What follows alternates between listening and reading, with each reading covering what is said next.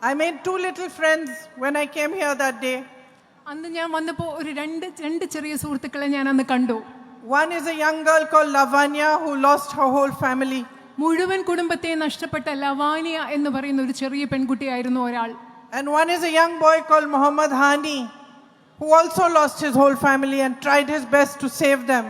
Only his grandmother was left as a survivor with him. Muhammad എന്ന് പറയുന്ന മറ്റൊരു പയ്യനെ ഞാൻ കണ്ടു. കുടുംബത്തിലെ എല്ലാവരും നഷ്ടപ്പെട്ടു. ആ കുട്ടി എല്ലാവരെയും രക്ഷിക്കാൻ ശ്രമിച്ചു. പക്ഷേ അമ്മുത്തശ്ശിയെ മാത്രമേ രക്ഷിക്കാൻ സാധിച്ചുള്ളൂ. And I want to share with you that while I was campaigning in the election, I was thinking I want to send something for Hani and for Lavanya. But of course in the election we are not allowed to. So I thought after the election I'll send something small. I sent Hani a message on WhatsApp and I asked him, do you like soccer? I thought maybe I'll send him some soccer shoes or something.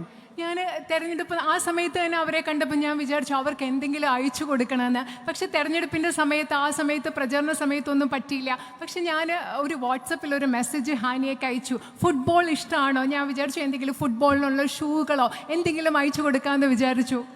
He said, no, I don't play much soccer. So I said, what do you do then? What are your hobbies? അപ്പോൾ ആ കുട്ടി എന്നോട് പറഞ്ഞില്ല ഞാൻ ഫുട്ബോളൊന്നും കളിക്കാറില്ല. അപ്പം ഞാൻ ചോദിച്ചു എന്തൊക്കെയാണ് വിനോദങ്ങൾ, എന്താ ചെയ്യുന്നതൊക്കെ ഞാൻ ഹാനിയോടുത്ത് ചോദിച്ചു. And he didn't reply.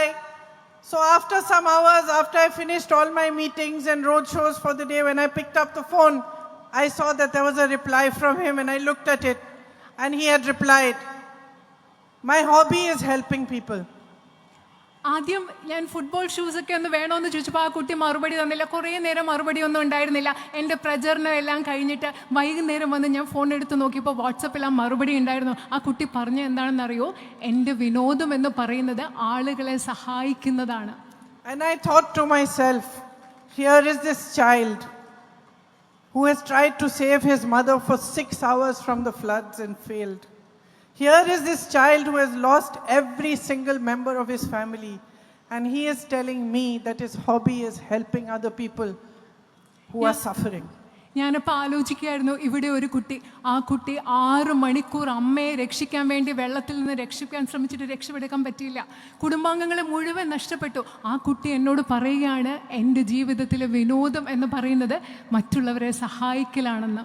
Those words of Hani are a talisman for me. I have written them in my heart. ഹാനിയുടെ ആ വാക്കുകൾ എന്ന് പറയുന്നത് എൻ്റെ രക്ഷാ കവചമാണ്.